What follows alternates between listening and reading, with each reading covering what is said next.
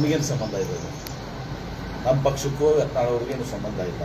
ನಮ್ಮ ಜಿಲ್ಲೆ ನಿಮ್ಮ ಪಕ್ಷಕ್ಕೆ ಹಿಂದೆ ಬರ್ತಾರೆ, ಕರ್ಕೊಂಡ್ ಬರ್ತೀವಿ ಅನ್ನೋ ಮಾತು ನಮ್ಮ ಪಕ್ಷದಲ್ಲಿ ನಾನು ಹೇಳಿದೆನಲ್ಲ, ಅವ್ರು ಅರ್ಜಿ ಹಾಕಿಲ್ಲ. ಅರ್ಜಿ ಹಾಕ್ಲಾರ್ದು ನಾನು ಮಾತಾಡೋದು ಸೂಕ್ತ ಅಲ್ಲ. ಒಂದು ವೇಳೆ ಅರ್ಜಿ ಹಾಕಿದ್ರು ಕೂಡ ನಮ್ಮ ಪಕ್ಷದಲ್ಲಿ ಬಹಳ ಕಷ್ಟ ಇದೆ.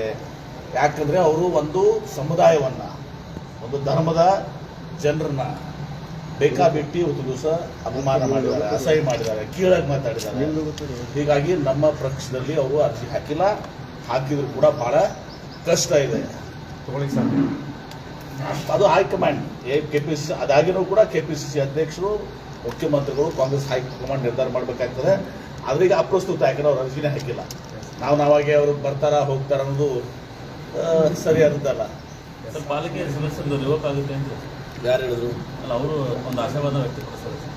ನಾವು ನೋಡಿ, ಇದಕ್ಕೆ ನಮಗೂ ಸಂಬಂಧ ಇಲ್ಲ. ಇಬ್ಬರು ಸದಸ್ಯರು ಅವ್ರ ಮೇಲೆ ಅಕೌಂಟ್ ಸಬ್ಮಿಟ್ ಮಾಡಿಲ್ಲ, ಕೋರ್ಟಿಗೆ ಹೋಗಿದ್ದಾರೆ. ಕೋರ್ಟು RC ನಿರ್ದೇಶನ ಕೊಟ್ಟಿದ್ದಾರೆ. ಇದರ ರಾಜಕೀಯ ಸರ್ಕಾರದೇನು ಪಾಲಿಲ್ಲ. ಆ ಇಬ್ಬರ ಸದಸ್ಯರ ಒಂದು ಅರ್ಜಿ ಮೇಲೆ ನಿರ್ಣಯ ಆಗಿದೆ, ಹೀರಿಗಿದೆ.